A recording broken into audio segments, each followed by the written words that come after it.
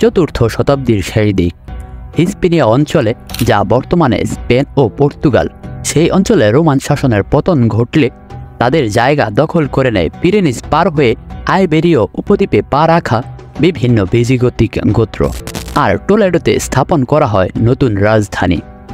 তারা খুব দ্রুতই রোমান সংস্কৃতিতে অভ্যস্ত হয়ে পড়ে। ল্যাটিন ভাষায় কথা বলা এই ভিজিগোতরা আরিয়ানীয় ধর্ম পালন করত। সপ্তম শতাব্দীর শেষ দিকে ভিজিগোথিক স্পেনিয়ায় তখন অরাজকতার স্ট্রিম রোলার চলছে। রাজনৈতিক কামড়াকামড়ির পাশাপাশি দুর্নীতি আর চোর ডাকাতের উপদ্রব তো রয়েছেই।